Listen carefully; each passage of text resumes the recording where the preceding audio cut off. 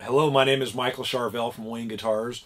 This is a one-off, one-of-a-kind Wayne lap steel. We've made a very small batch of lap steel, so these are very, very rare, and we're currently not making them anymore. The guy that was manufacturing the fretboard for us is no longer doing them, and that's one of the reasons we're not manufacturing. This is the last one we have completed in stock, ready to ship. These things are awesome. We've got a review on the website from Vintage Guitar Magazine. They gave these things a smoking review. This is all one-piece solid mahogany.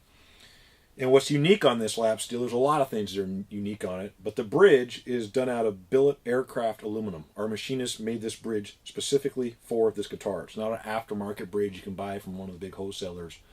American made. Pickup is a Seymour Duncan P90, one volume. The pick guard is all custom made as well here in the United States. And the fretboard is custom made again. What's unique on the fretboard, all the inlays are the 30s Art Deco. I designed those to kind of give it the vibe of the guitar. But the other nice thing with them is, besides looking cool, everything's been routed from the back. So the actual fingerboard is smooth. Typically with your older vintage steels, they would silk screen the fret markers, the dots, or the inlays, whatever, on the actual fretboard. And when you silk screen it, there's no protection. So if you've ever seen an old steel guitar, 40, 50-year-old steel, those wear off. What's unique with this, it's not going to wear off because it's all cut from the back. So you can wipe your hand on it excessively. It's not going to wear off. Very cool. Straight string pull headstock, which is rare in a steel guitar. We did this to try to keep it the guitar in better tune. The nut on it, again, was custom made by our machinist specifically for this guitar. It's also made out of billet aircraft aluminum. It features our new headstock design, and the Wayne logo is a little plaque. It says Made in the USA with an Art Deco vibe to the plate as well. So it ties in again with the inlays and the body design. Very cute little guitar. I just love the lines of the pickguard and the body and the way the headstock goes. Totally dig these things. Another thing unique, we like to overdo it at Wayne Guitars. It has Spursel locking keys as well. So this thing stays in tune excellent. And then here's the back of it. I don't know if you can see that in the camera, we did a nice little scoop for that headstock. And there's the back of the body. The bridge is also a string through hardtail bridge. The jack, high quality switchcraft jack, braided shielded cable wire going to the pot, and everything inside here has been shielded with paint. We do that with all of our guitars, including the steels.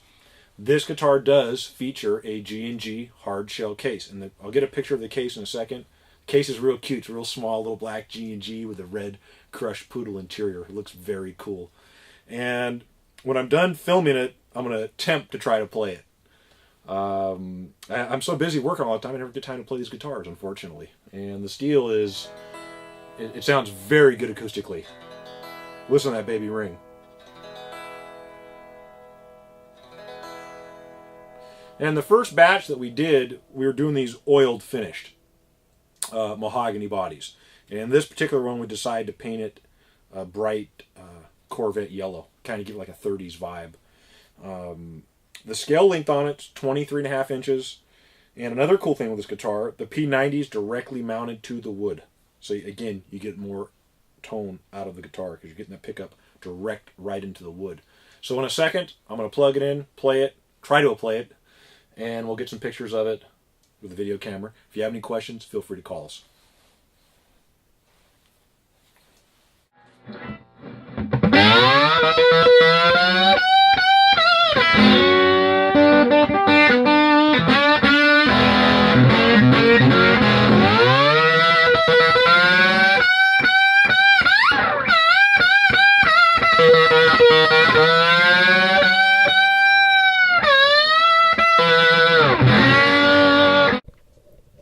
Okay, here's a better shot of the guitar. There's the inlays. Again, very Art Deco looking inlays. Very cool. I love the color on this guitar. And there's the headstock. Here's a better image of the logo. Straight string pull headstock. Here's the case. Check that case out. Cute little case. Nice old school red poodle. Totally fits the vibe of the guitar. And then we'll turn it over and you can see the back. There's the headstock. There's those Spurzl keys.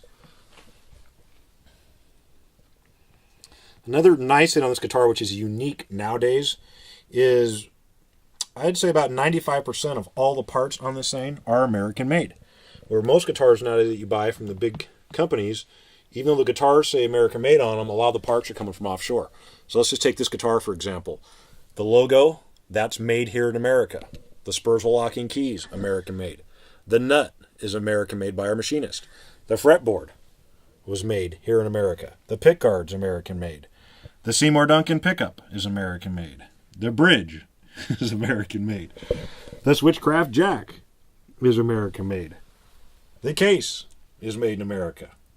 Pretty rare, because I mean a lot of times you'll get guitars from other manufacturers. I'm not going to name any names, but you spend $3,000 or $4,000 for a guitar, and it turns out the pickups, the bridge, the keys, the jack plate, etc. are all made in China or Japan, unbeknownst to the buyer.